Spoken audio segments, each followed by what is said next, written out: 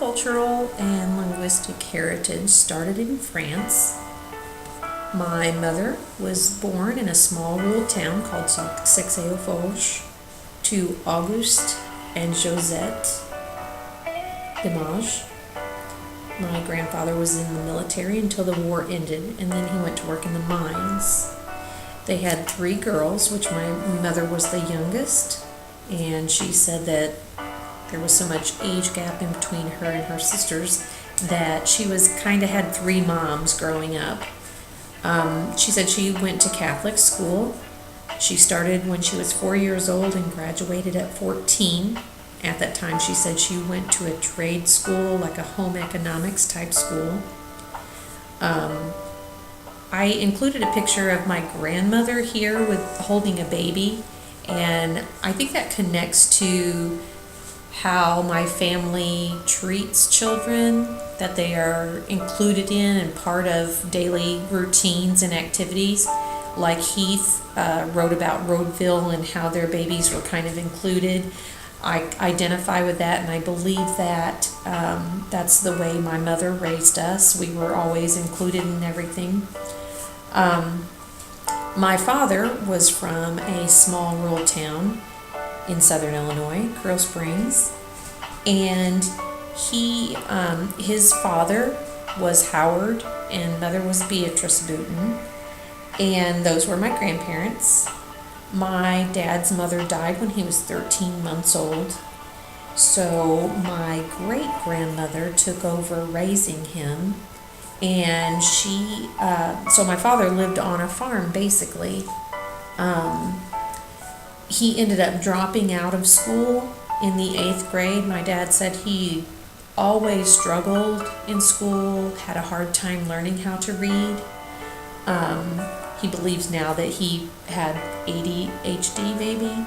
My grandmother always described my dad as a wild child, and that continued through his adolescence and adult life.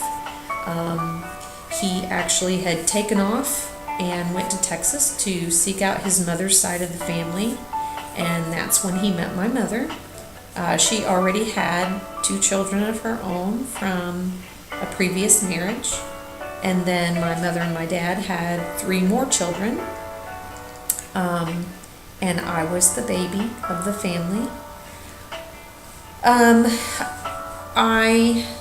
Growing up, I was a bit of a tomboy. I loved playing outside. My mom said we did not have a lot of literature in the house. Like, she doesn't remember buying kids' books, but she said she never had books growing up, so it was kind of normal to not have kids' books. So at 6 years old, I entered Curl Springs Elementary School.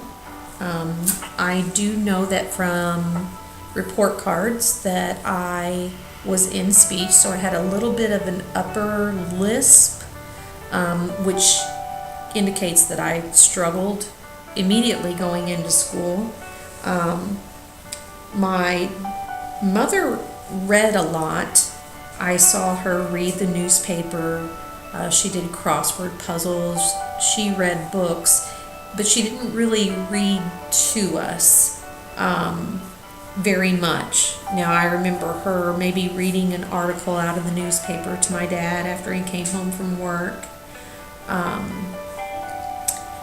So I think my inspiration and what started to really affect my academics was at 14, my grandmother Pearl moved in with us. She was bedridden, and she wrote in a diary every day. She read the Bible, and I would go in and sit with her, and she would read the Bible to me, and I enjoyed that time. And so more up until that point, maybe I had more of an oral storytelling, linguistic acquisition rather than books. So this was kind of my first encounter with really getting interested in literature. I had a basketball coach in junior high that inspired me. I think that he had a lot of confidence in me, and he believed in me, and that kind of boosted my self-esteem. And I also was involved in church, and there was a lady who introduced me to the book, The Incredible Journey. I was kind of a tomboy, liked to play outside. I loved my cat, and we had a dog, so I enjoyed animals a lot. So reading this book really sparked something in me and connected me to that literature. And I think that was the first time that anyone had ever targeted my interest in a book. And ever since that moment, I was more interested in literature. So in high school, I started to think about college. I started to get really serious about studying. And my dad would talk to me about going to school. He's like, Kathy, I don't want you to stop going to school. He's like, I don't want you to be like me. I want you to go to college. And he made me promise that I would. And of course, my senior year of high school, I get pregnant and have a little girl. And I told my dad I just need a year off. That's all. Just a year, and I'll go to college once I get her up a little bit older. And I can remember Raina came home from the hospital with a subscription to Walt Disney books. And so we started to collect books right off the bat, and I read to her. Her dad read to her. Anything in print, she wanted to read it. She wanted to look at it. In fact, the picture, it was my birthday, and she wanted to read the card to me. So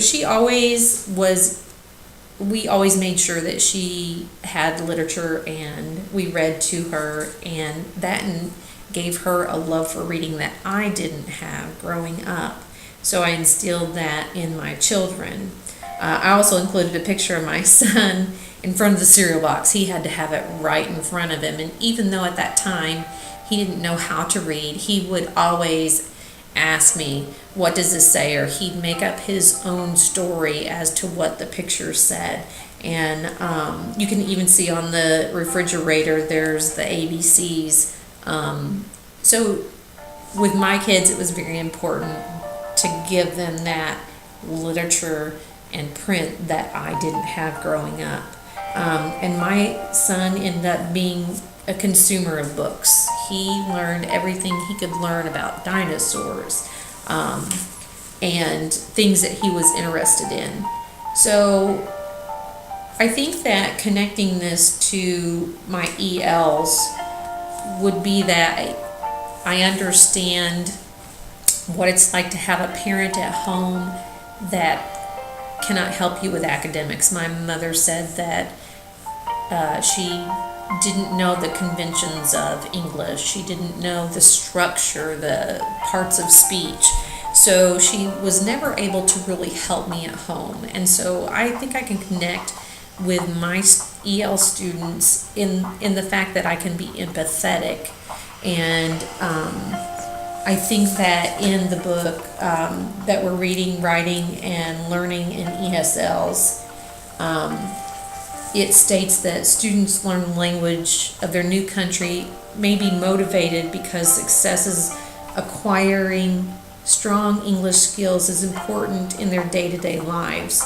So it's important for a teacher to make sure that students begin to connect with what they're doing in school. So a teacher can create opportunities for those social interactions that can enhance that second language acquisition, and just realizing that not every student is going to come in knowing all they need to know, and especially second language learners, and being able to help those students to have literature that they can connect with, and understanding how to connect those with technology, with books, with pairing them with other students that can help them to